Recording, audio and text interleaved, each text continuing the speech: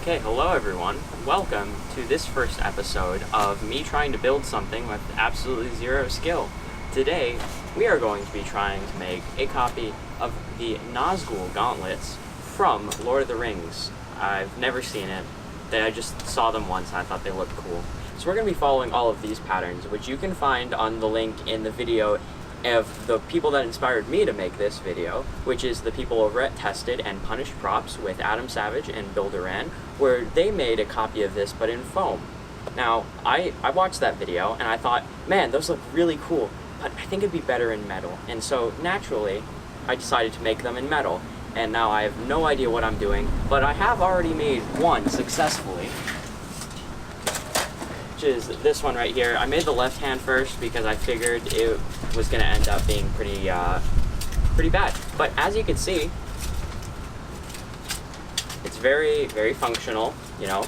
It moves around really nicely, and that sound, I don't know if you can hear it from all the way over there. It sounds really cool, and I always loved wearing this thing, and so I thought I'd teach you guys how to make one as I make the one for my right hand, because, you know, naturally I can't just have one hand protected. So, I'm making another one.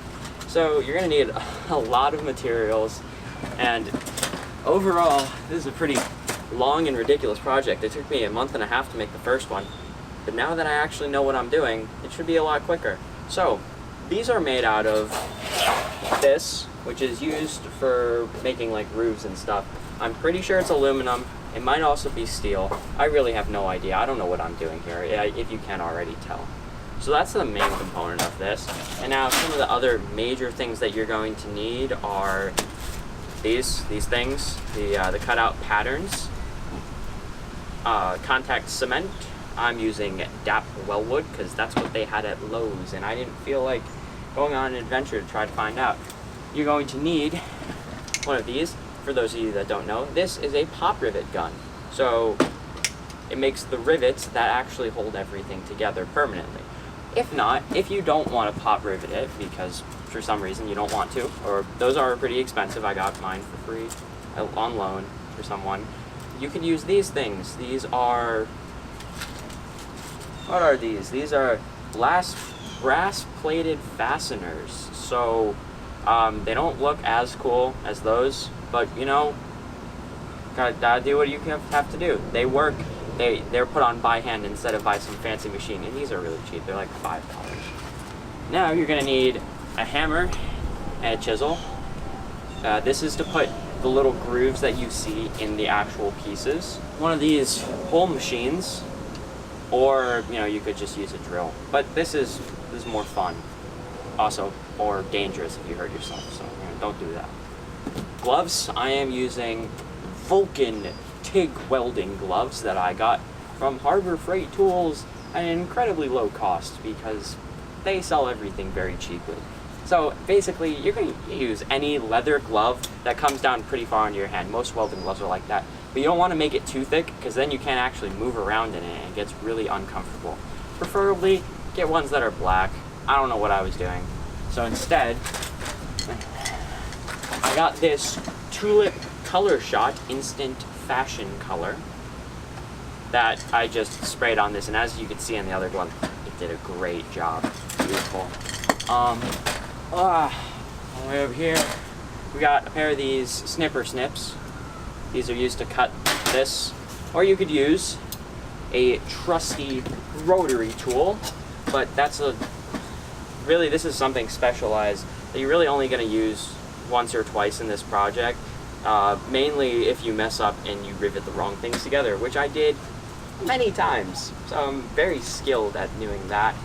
Now also, there are a couple things that can't be riveted together with the pop rivets, because otherwise it would just crush them, namely the knuckle piece things. So what instead you have to use are nails. Isn't this fun? These are 4D 1 1/2 inch common nails from Grip Right. Also, what they got at Lowe's, I needed 5 or 6, and I got a pack of 267. And you're also going to need a magic pipe. This thing it's galvanized steel. It's 12 by 12, 1.2 by 4 1/2, 304, whatever that means. Basically, you need a pipe that's about the size of your finger. This is for bending the little finger dudes. Also, it can be used for hammering the hand-hammered rivets, the nails. That's why I called it the magic pipe, because I used it for a great many deal of things, and you should definitely get one of these. Okay, you're also going to need a piece of wood to hammer stuff into so that it doesn't like break your table. If you're using one of these hole puncher dudes, paperclip, Dremel bits, this is really interesting. I would recommend getting some cardboard and some, it's like floral wire, it's like 22 gauge. Really, any thin but strong wire will work, and you'll see why this is actually really important. And if you don't do it like I did the first time, you're going to be using the Dremel a lot to drill out the very not good things that you've done. Carpenter speed square for going fast, drawing straight lines. If you like going fast, this is the tool for you. Some water, because it's hot out here. This is awful. It's about 100 degrees out, and I don't know why I'm doing this in the middle of the day. So maybe you should probably wait till the afternoon to do yours. And those are really all the tools that you're going to need. So the first thing that you should do when you're starting out is print out all of these patterns from the link in the link in the description of the video that I'm linking in the description, because it's not my link. So I want to give credit to the guys that initially created this, because without them, none of this would have been possible. Like, they don't personally endorse me or anything. I just think their work is awesome. I really enjoy that, and they're the reasons that I thought, hey, this might be pretty cool to try, and maybe you guys would like to see it too. So yeah, print those out. Maybe try affixing them together with your brass plated things. You're gonna end up getting something like this. A little floppier than the normal one because it's a piece of paper, but as you'll figure out, this really helps you understand what's going on. So now the first thing that I'm going to do is, now that I have all of these cut out pieces that I got from the last time that I did this, which is great because you can reuse these, I'm going to start cutting out some of these pieces. Now, I would recommend starting off on a piece that no one's really going to see. So my favorite to start off on is this one, because, like, you know, it's about here. It's in the middle. No one really looks at the middle too much. This is a really, you know, easy peasy start off. So what you're going to do is you're going to take that piece that we said we're going to start off with, and you're going to take a nice Sharpie that I coincidentally left completely on the other side of the table, and your shear things, these cutty snips. Now I'm going to find a piece in all this aluminum / steel where this kind of fits nicely and doesn't look all stupid. Basically, I'm trying to use the least amount of material possible, because why would I want to use a lot of material when I could use a little, right? This stuff's probably expensive, I don't really know. Again, I got it for free. Yay. Thank you. So what I'm going to do is I'm going to take my Sharpie, and then I'm just going to put it right here, and I'm going to trace out what this piece looks like.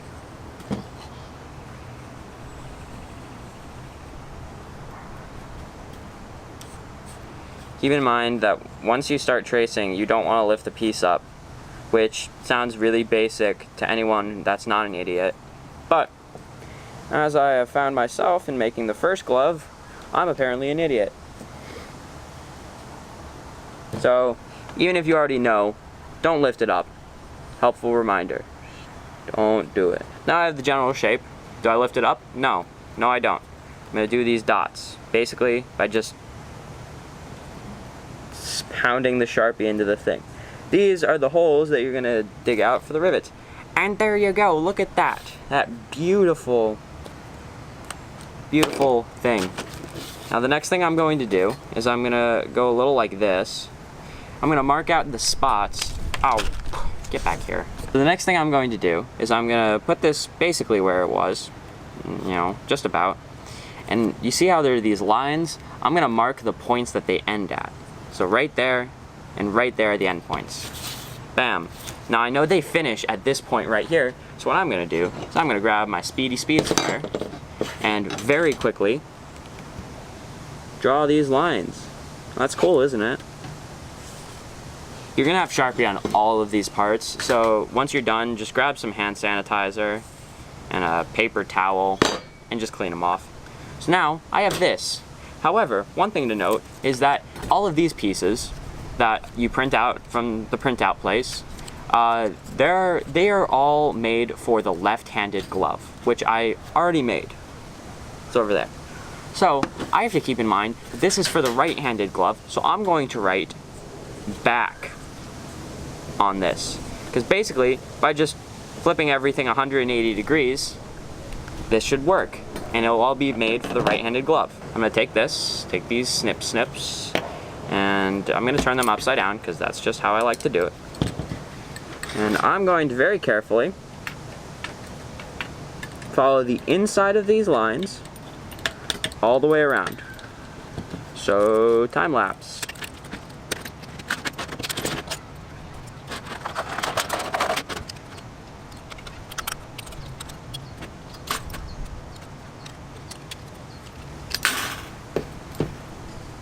There you go. Bam, all done. So the next thing I'm going to do is put the holes in this on all these dots. So I'm gonna grab my holer puncher thing, and I am going to just put the dude on the hole. And I'm gonna squeeze down and I'm gonna turn. I'm just gonna keep turning. Now, you're going to want to use whatever hole size your rivets are. Now don't use a rivet that's huge. The ones that I use for this project are this size. You see there? About this size. There you go. You can find the scale. You guys all do math. So, now what I'm going to do is I'm just going to keep on doing this hole.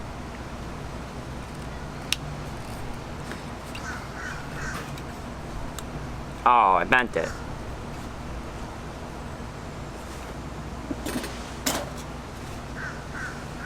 You'd see. Focus. Focus. You can see, it's bent. I bent it because I was trying to go a little too fast. I got excited. At least the hole's done. Well, now to fix that, because I'm an idiot, again, I'm going to take it, I'm going to put it on this piece of wood. Now I'm just going to hit it with a hammer. Both sides.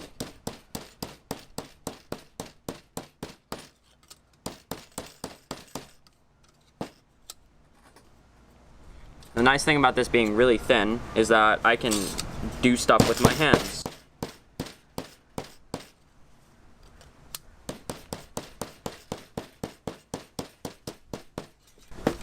So I can do things with my hands rather than having to have some very specific thing bend it. Now, this looks fine. You can still kind of see it in the reflections, like if I go like that. But, you know, that's good. Like I said, no one's gonna care about this piece. So now let me mess up the other 3 holes for you. Nope. But before you go do the next holes, you're gonna wanna take your paper clip thing, make it into like a stabby point, and then just kind of, there you go. And now these things, they all go in the trash, because I'm tidy. And you know what? I want to keep it that way. I don't want there to be all sorts of random bits of metal flying around. So I'm just gonna keep on going like this.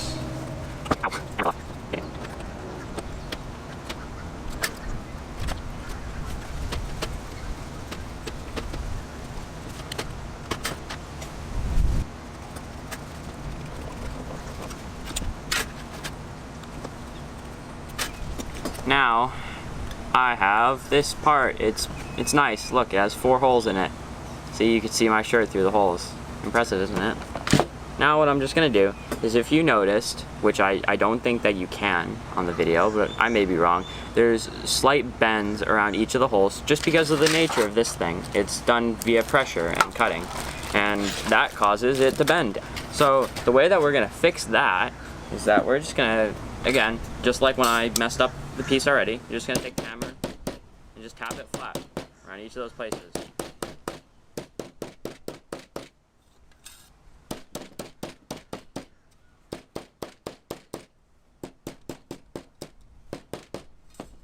Perfect.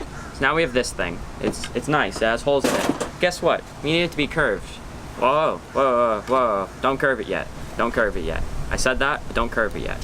What you're gonna do is you're gonna instead take a nice little chisel, and by little, I mean this is about 1 inch, and it worked for everything. See, it's a chisel.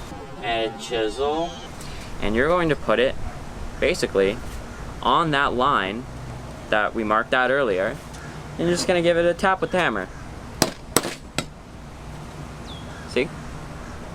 Now what that's gonna do is if you do that in succession, along each different point on that line, and basically how I'm spacing it is about half of the distance so that I'm eventually hitting each point twice.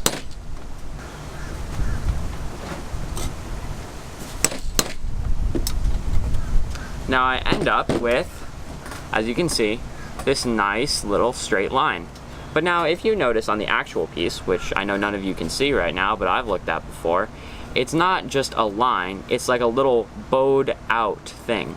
So what I'm going to do is I'm going to take this and I'm going to angle it like this,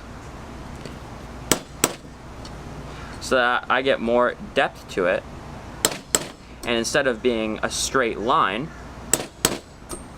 it is much more like a round piece. See, now it's looking much better. You probably can't see it on the camera. Again, this is the first time I've ever done this, so I don't know how much you can see. But, you know, I think it looks good.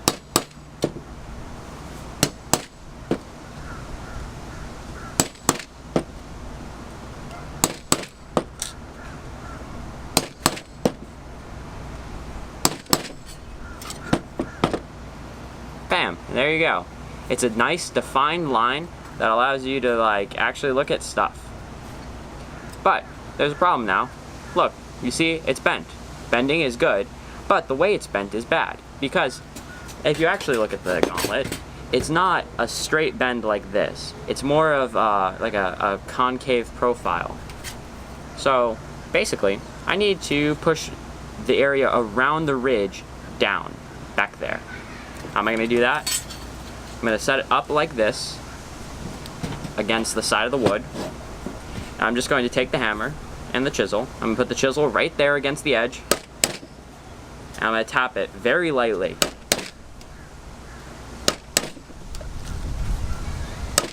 As that has the added bonus of smoothing everything around it out.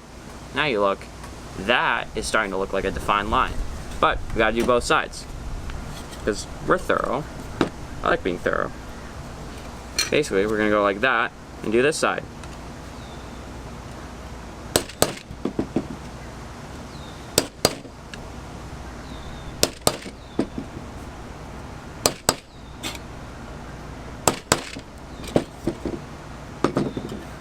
Bam, look at that. That is officially fluted, fakely. Like, it's not a real flute, because like that looks better and it takes a lot more work. But you know what? This is good enough for me, and it's good enough for this gauntlet.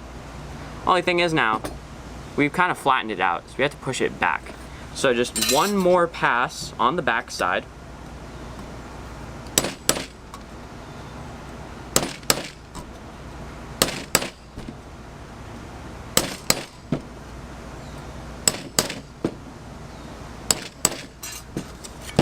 Then we are good, and we have a little bit of curve, which is nice because we can increase or decrease it depending on what we need.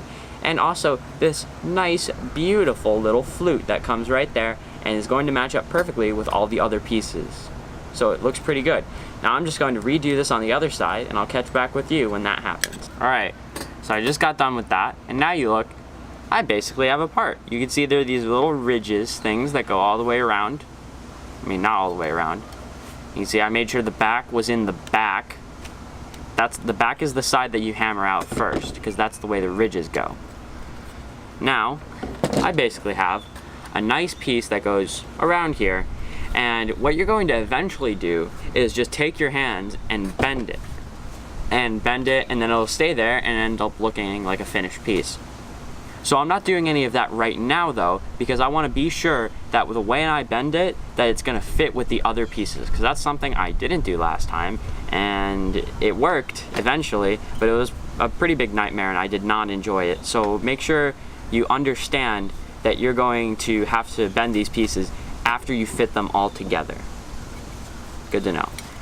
So now I'm going to immediately start jumping and doing the rest of these pieces. So there are a lot, most of the pieces in this gauntlet you're going to do this way. Like this one. Basically all of them except most of the little pieces. And we'll get to the little pieces later, but I'm going to leave you guys for a little bit here and jump straight into finishing off the rest of those pieces so that I can come back with a pretty much a temporarily assembled version of how this part of the gauntlet is going to look like. The real complicated part starts to get with the fingers and mainly the knuckles right here. So don't do those parts yet, and instead focus on how we're gonna do these next parts right here.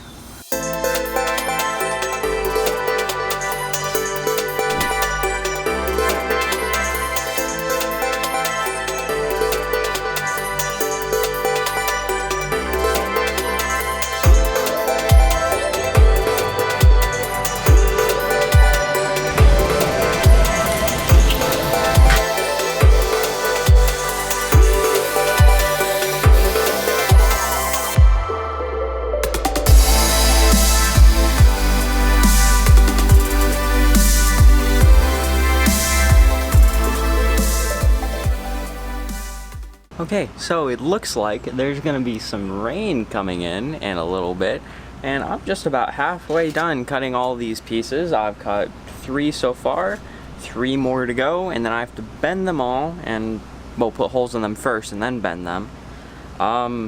It's starting to drizzle a little bit.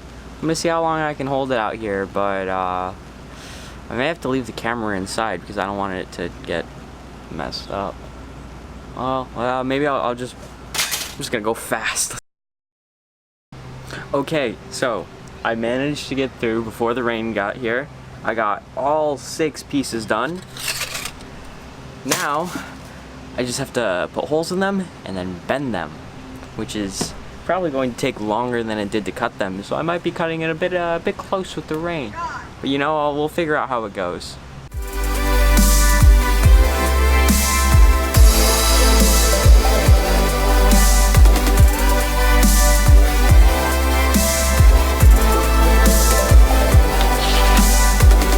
So now that I'm done cutting out all of those pieces and doing the holes, what I next have to do is, like we said earlier, I have to groove all of these little things, you know, all of the little flutes that actually make it look good. So I've already done some pre-work just because I was on a roll and I didn't actually feel like filming any of it. So I've got this so far, and this is currently held together by those the temporary brass plate fastener things. So as you can see, it's nice and flexible. Yeah, like pretty perfect for my right hand actually. It's pretty well. It goes about here, I think, right there. Yeah, nice job camera focusing on that. So mainly, now I'm just going to work on this part, and then that's really almost all I can do for the day. I might be able to work on the fingers, but I'm almost completely out of aluminum, which is ridiculous in my mind because I figured that there would certainly be enough aluminum to last me the whole time, but I'm actually gonna have to go buy more. So I'm just gonna work as much as I can today and see how much I can get done before I'm completely out of aluminum in time.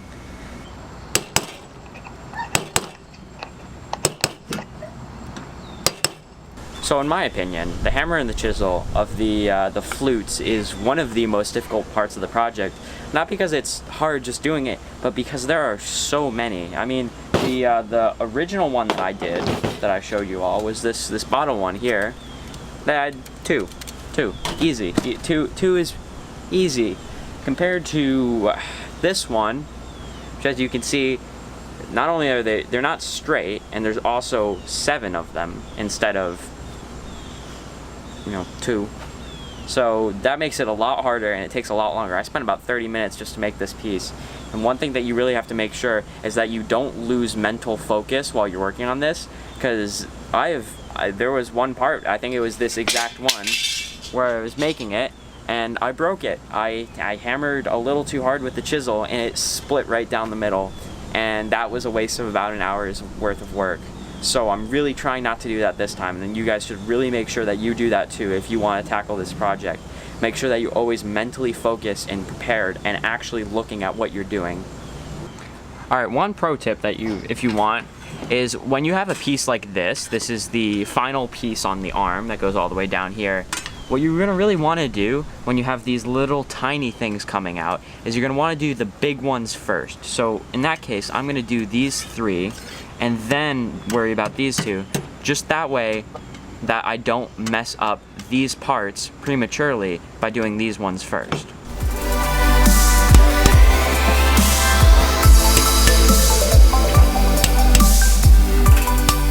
Okay, I have one more piece left.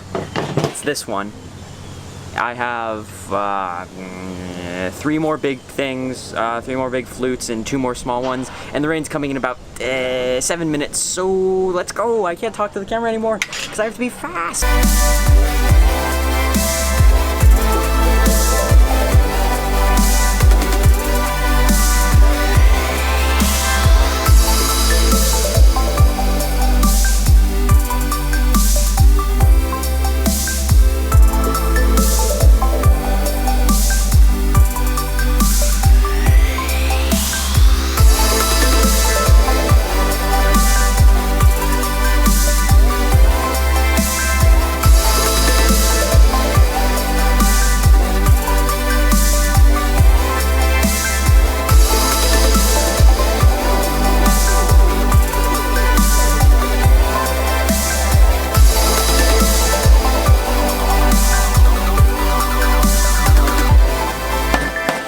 So thank you guys for watching. I really enjoyed making this first part of the video. I hope you learned something, and I hope that you are going to go out and try to make your gauntlets. So far, we've managed to cobble together all the materials that we're going to need, and we ended up getting about this much done, which is really good. So as you can see, this part goes here, and then this part goes back here.